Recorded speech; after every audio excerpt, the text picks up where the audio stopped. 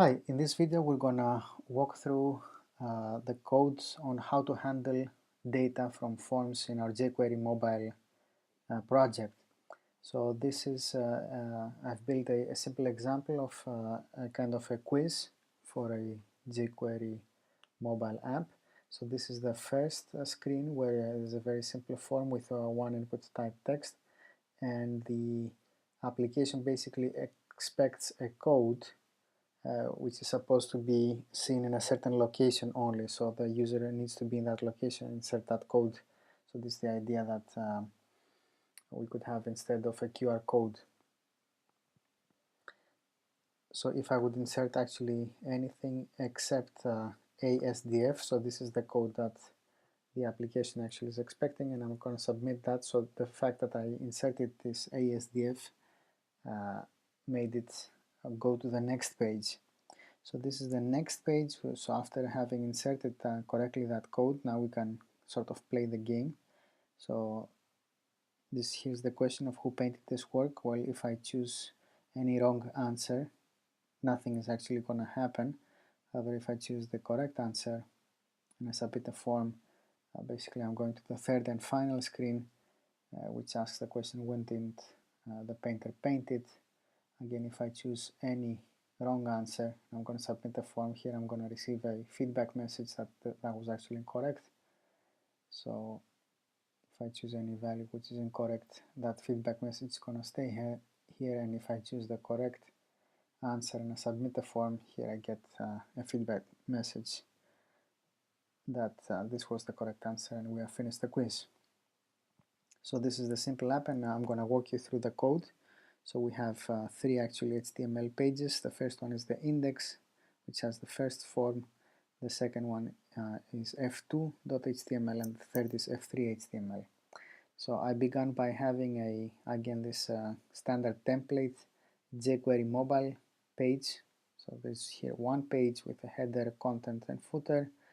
Inside the content now is my form with this single input type text and a label and a submit button.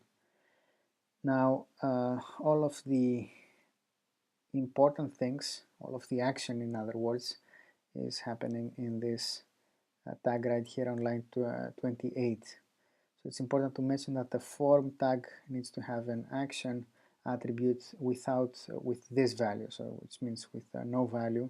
It also needs to have the data-ix attribute given the value of false.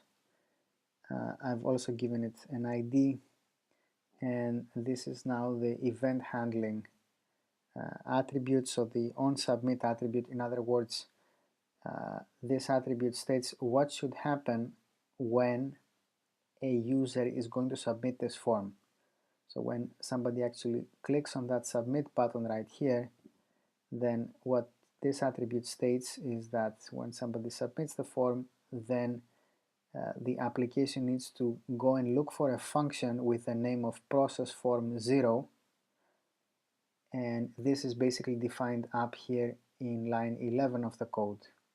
So when somebody submits the code, since we have this onSubmit attribute set into processForm0, and this is a name that I chose, so this is user specific, or developer specific I should say, then when somebody submits the form, then what needs to be done is going to happen in this function with the name processForm0. So here we're just stating that when somebody submits, go and find the function with name processForm0. So this function is to be found right here in the code, and basically here we are dealing with what should happen in the form. So the first line is actually preventing the default behavior of the form. That's something that we add just to stop the browser from giving a default behavior. In the next line we are defining a variable of user input, and we're basically here getting the value from the tag with ID code.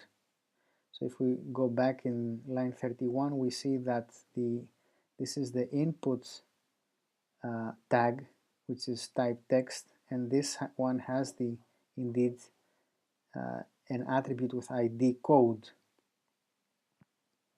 So actually this here line of code back in line 13, it's gonna go and look for a tag with ID code. As I said, this is the input tag of type text, and it's gonna get its value. In other words, whatever the user has typed on that input type text is gonna come into this variable.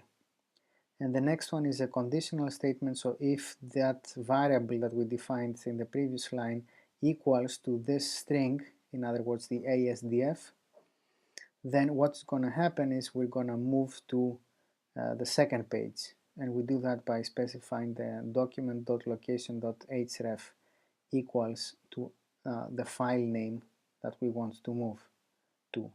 So that's the f2.html document. So when one submits, we were gonna go to this f2.html.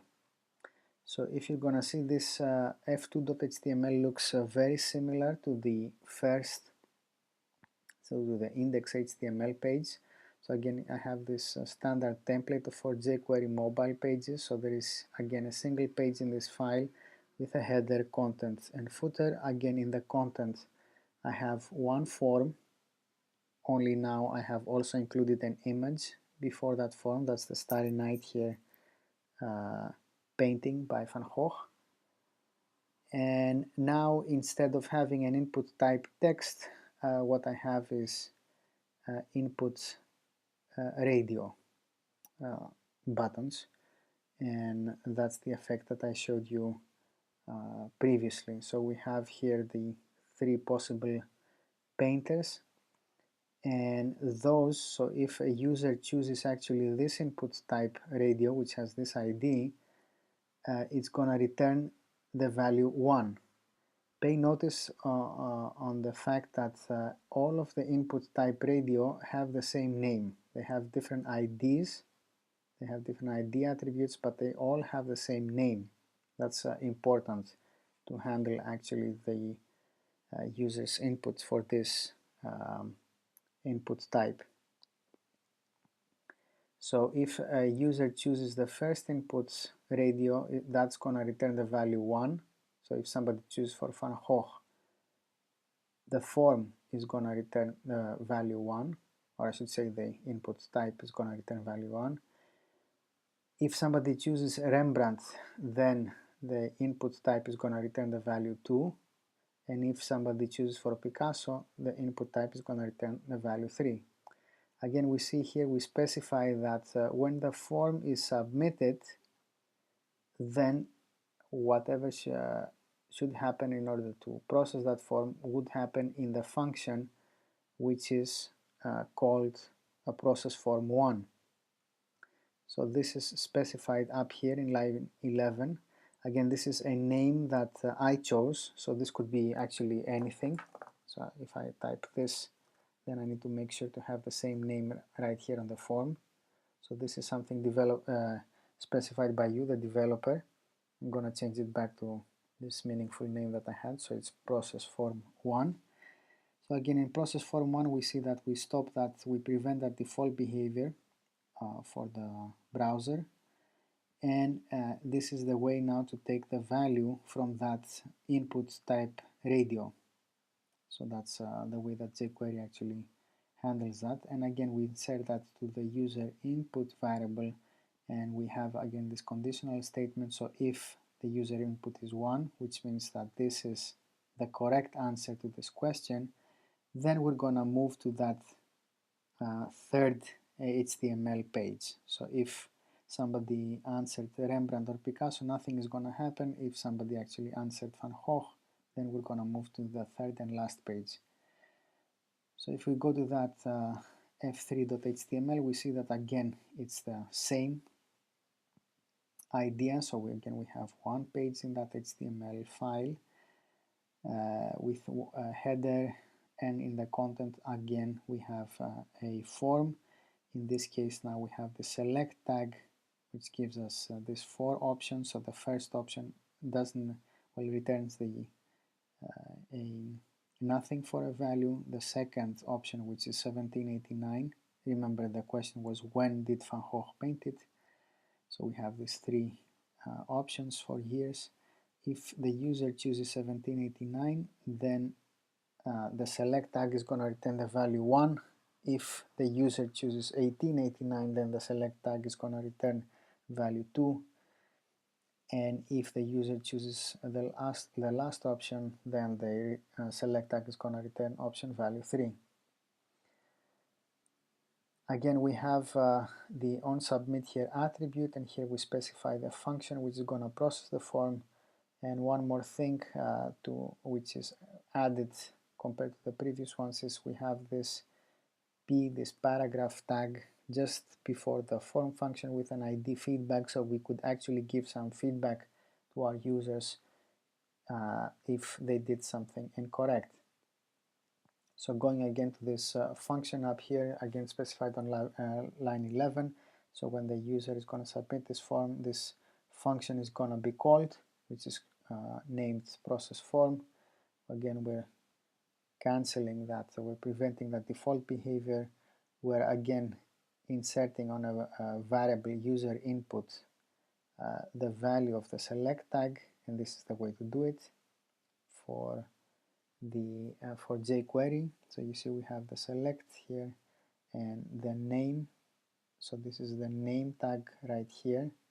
So the name of the select, the attribute name of the select tag is when, and that's how we choose that select tag. And the value basically of the option which was selected is going to go to this variable. Well, if the user input variable is not 1, that's what this operator actually means. If it's not 1, in other words, if it's anything else but 1, so an incorrect value, then what we're doing is we're querying for a tag with ID feedback. That's what this hash symbol means. So here we're querying for a tag with attribute ID equal to feedback. So that's here, that's that paragraph tag right here. And we're changing the text, which is actually here equal to nothing. There is no text in this paragraph tag. We are inserting this text on that tag with ID feedback. Else, so if then the user basically has chosen, in other words, the correct option, which is 1789, then we're gonna change the tag with ID feedback into this text. And that's how we can handle the data inserted by our users through a form.